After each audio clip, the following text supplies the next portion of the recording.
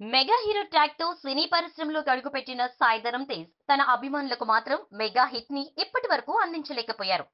Supreme హీరోగా గుర్తింపు తెచ్చుకున్న ఆ బిరుదును సార్థకం చేసే హిట్ కొట్టలేకపోయారు. పిల్ల నువ్వు లేని జీవితం సినిమాతో హీరోగా తెరంగేట్రం చేసిన సాయి తేజ్ సుబ్రహ్మణ్యం ఫర్ సేల్ తో తనకంటూ ప్రత్యేక గుర్తింపును సంపాదించుకున్నారు.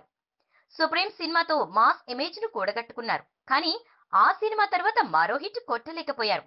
ఏడాదికి 2-3 సినిమాలు చేస్తున్న ఈ మెగా హీరో అభిమానులను తీవ్రంగా నిరాశపరుస్తూనే ఉన్నారు. వివి వినాయక్, కృష్ణవంశీ, కరుణాకరణ్ లాంటి స్టార్ డైరెక్టర్ల చేతిలో పడిన తేజు జాతకం మారలేదు. వరుసగా 6 ఫ్లాప్లతో డీలా పడిన తేజు ఎలాగైనా హిట్ కొట్టాలని చిత్రలహరి అనే ఓ ఫీల్ గుడ్ మూవీతో ప్రేక్షకుల ముందుకొచ్చారు. నేను శైలజ లాంటి బ్యూటిఫుల్ లవ్ స్టోరీని తెరకెక్కించిన కిషోర్ తిరుమల ఈ చిత్రానికి దర్శకత్వం వహించారు. సక్సెస్ఫుల్ ప్రొడక్షన్ హౌస్ మైత్రి మూవీస్ మేకర్స్ ఈ చిత్రాన్ని నిర్మించింది. దీంతో అభిమానుల్లో ఈ సినిమాపై ఆసక్తి పెరిగిపోయింది. ఖచ్చితంగా తేజు హిట్ కొడతాడనే నమ్మకంతో ఉన్నారు. కానీ తేజు తన ఫామ్ ని కొనసాగిస్తున్నారట. కళ్యాణి ప్రియదర్శన్, నివేత పెతురాజ్ హీరోయిన్లుగా నటించిన చిత్రలహరి చిత్రం శుక్రవారం ప్రేక్షకుల ముందుకొచ్చింది. ఇప్పటికే యుఎస్ లో ప్రీమియర్ షోలు ప్రదర్శితమయ్యాయి.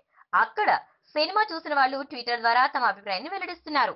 చిత్రలహరి యావరేజ్ సినిమా అని ఒక్కసారి చూడొచ్చని అంటున్నారు. సాయి ధరమ్ తేజ్ సాలిడ్ హిట్ కోసం ఇంకా నిరీక్షించక తప్పదని అభిప్రాయపడుతున్నారు. ఫస్ట్ హాఫ్ బాగున్నా దర్శకుడు సెకండ్ హాఫ్ ను మరీ సాగతీశారనే అభిప్రాయం ఎక్కువగా వెల్లడవుతోంది. సాయి తేజ్ నటన సినిమాకు ప్రధాన బలమని అంటున్నారు.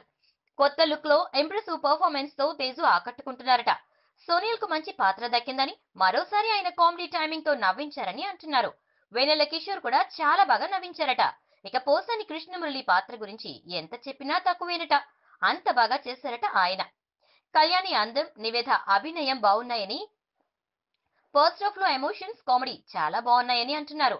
డైలాగులు కూడా సూపర్ అని అంటున్నారు. కానీ సెకండ్ హాఫ్ తో దర్శకుడు కిషోర్ తిరుమల సినిమాను మార్చేశారని పెదవి విరుస్తున్నారు.